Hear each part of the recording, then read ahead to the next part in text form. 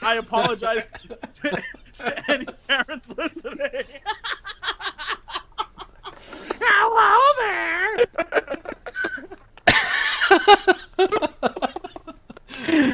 I just have the best mental image right now of this dude just banging this chick and then like looking up at this girl like, hello there.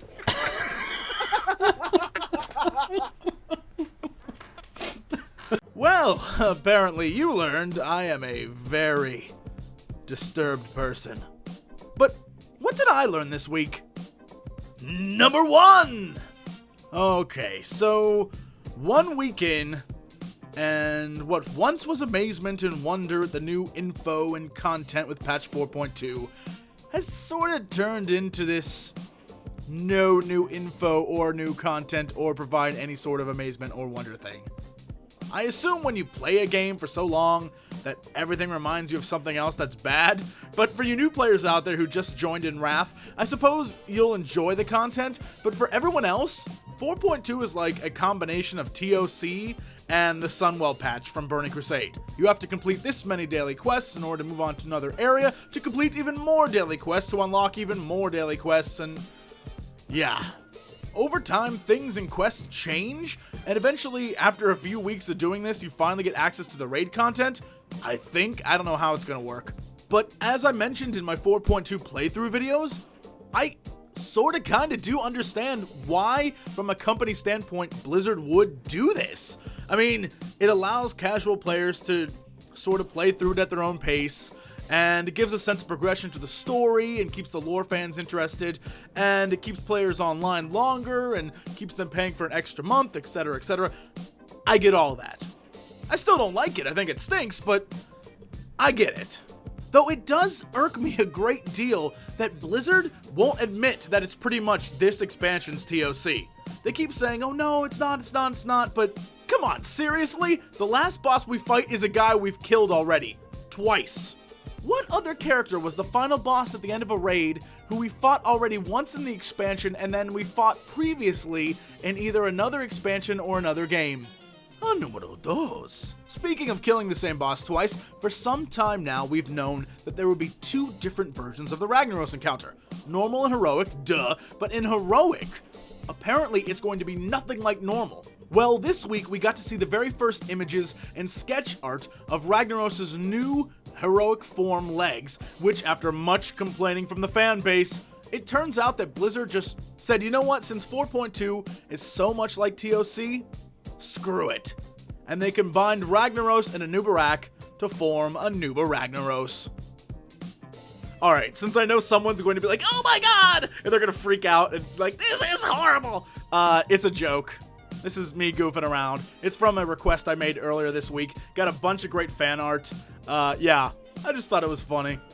Number 3!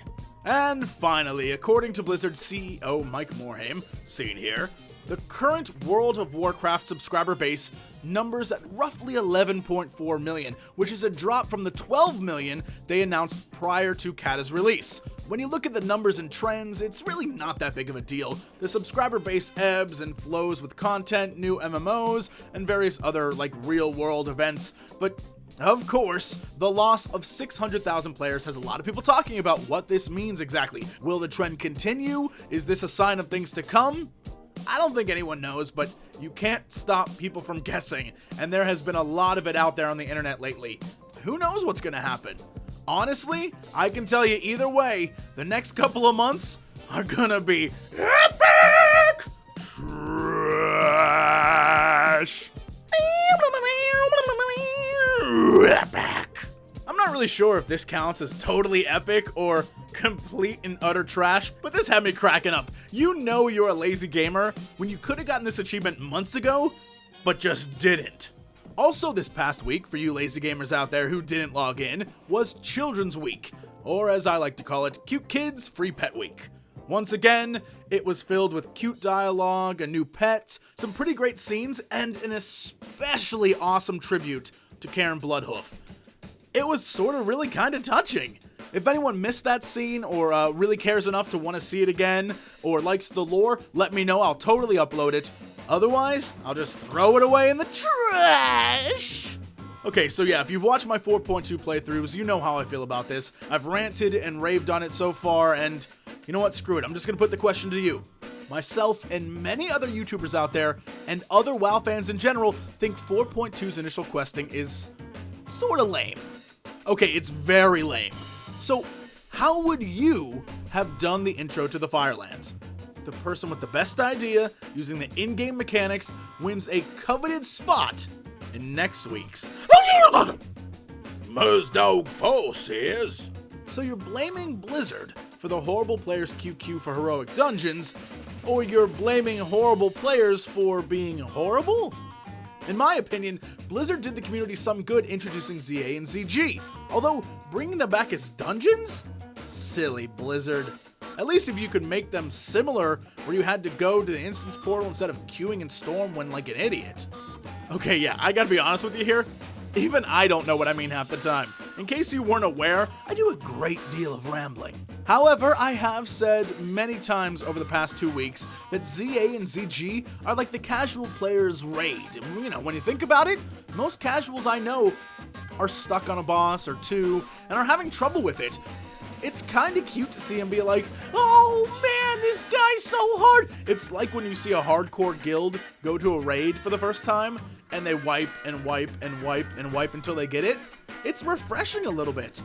Do the dungeons really impress me as a raider? Not really, but it's refreshing to see that if you look at it that way, it's kind of entertaining. Chill 540 says in response to a comment last week about AoE casting, OMG, I thought I was the only one with the healing rain problem. Nope, no sir, duder, it was still broken. Even last week I think it was still broken. It just got fixed today, and in its place are just a bunch of random lag spikes now. My guild and myself and pretty much everyone who was online today, at least on my server, was just getting massive random lag spikes where you'd be doing something and then just suddenly meh, meh, meh. That's my lag spike noise. I don't know what that was, but it's really starting to piss me off. I mean, you have no clue how hard it is to record footage when every time you press record, everything lags. Like, meh, meh, meh, meh, meh. Wouterman 2 said, I'm actually waiting for a Wrath noob to ask, what's the Emerald Dream? You know what? To be honest, I'm not sure even I know anymore. How come every time we get a hint of what this place is going to be like, it's completely different? First, there was this place the druids went to chill with the green dragons, then it got corrupted, then Xavius was there, then some old gods, then Azjar is apparently there now, or was rumored to be there but isn't anymore, and what is this place anywhere? The first images were of some mythical world with crazy green plants and stuff everywhere, and now it's just like a mirrored reflection of Azeroth? It don't make no sense! Now, I'm positive someone who's down with the lore is going to come along and explain this in a very simple manner to me, but honestly, it sounds like Season 2 of Lost, just making it up as we go along. And in a world with this much history, to have to retcon even more stuff? Well, that's just a failure of the week! And I quote, directly from the mouth of Blizzard. This ain't Trial of the Crusader. The place is epic and there's a ton of progression and fun to be had in 4.2.